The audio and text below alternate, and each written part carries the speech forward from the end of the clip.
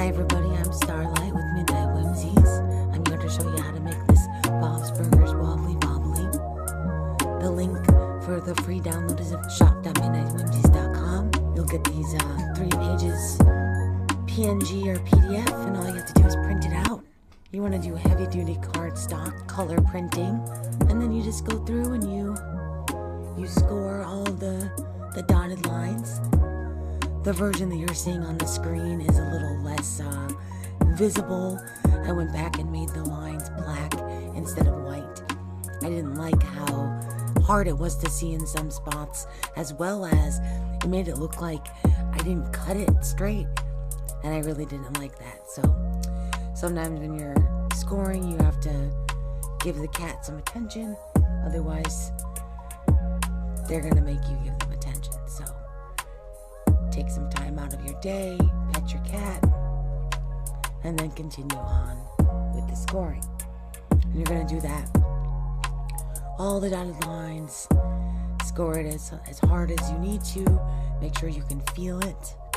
You want to be able to feel the indents on the paper. And then do that with all the other 2 pages.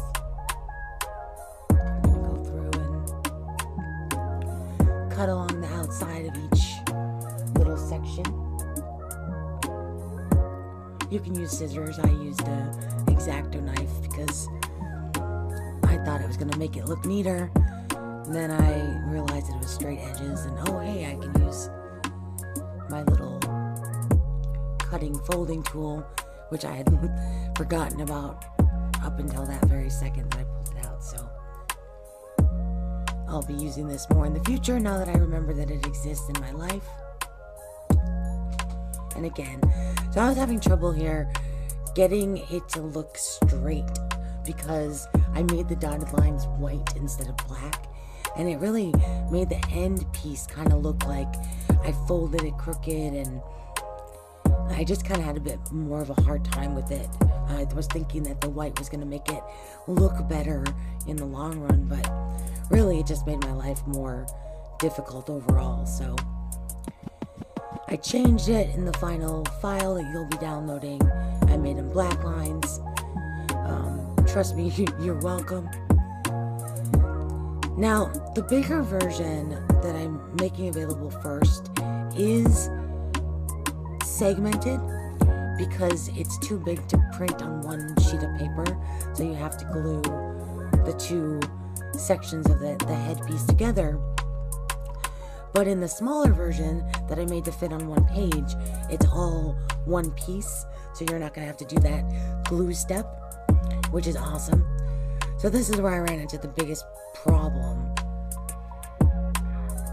The lines were invisible, so I just flipped it over and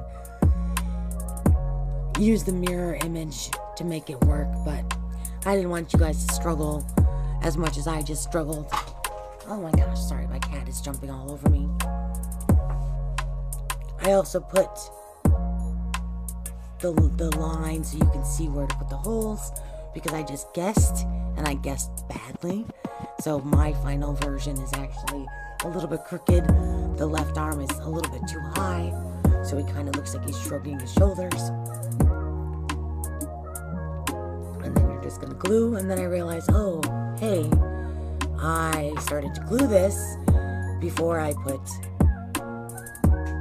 the pieces together, because you have to attach the arms to the body before you can close up the arms, otherwise you're not going to have the pieces connect the way that they're supposed to.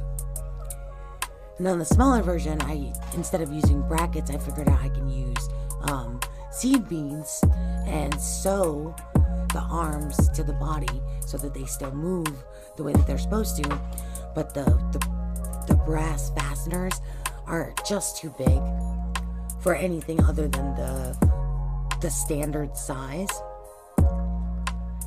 So I ended up cutting down the brass fasteners to make them shorter so that they fit in the dimensions, because the 1-inch fasteners were just really lengthy.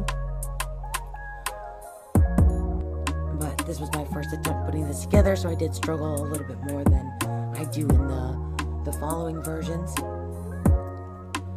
You have to attach all the pieces to the body and then fold them up and glue them without gluing the pieces together. So if you're like me, it's going to be messy. You're going to get a lot of glue on your hands. You're going to clean off your hands. Then you're going to do it again. You're going to get more glue on your hands. But it's going to be fine. It's going to end up looking really good. No one's going to know that you're a messy gremlin unless you tell them. But honestly, it's more fun if it gets a little bit messy. That's how you know you're crafting. So yeah, so you glue 5 of the 6 sides together, and then you're going to attach the body to the base of the head, and then you can close the final piece so you have a fully sealed head. Honestly, the biggest struggle for me for this part was not getting the glue on each other, but since it's school glue, it wipes right off, but also keeping Bob in camera in frame while I was working, because I kept getting so focused on what I was doing, I forgot I was filming, and because I'm not used to filming my crafts just yet. So that is why my hands kind of move in and out of frame a little bit. Now, the original video does not glue the base to the cardboard, but I did find that it just gives it much better stability to add that extra layer. So highly recommend doing the cardboard piece there. It'll just give you a fully stable base to work with. So yeah, so that's your quick tutorial for how to make this little bobbly headed little fellow.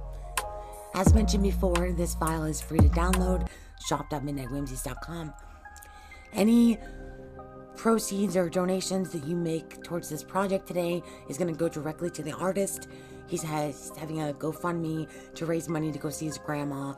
She's having kidney problems. So I wanted to give back to the artist because he was so nice to create this character, to make it so cute. I have a Linda coming soon, so you'll be able to see that as well. So follow the link below, guys. Thank you so much for checking out this video.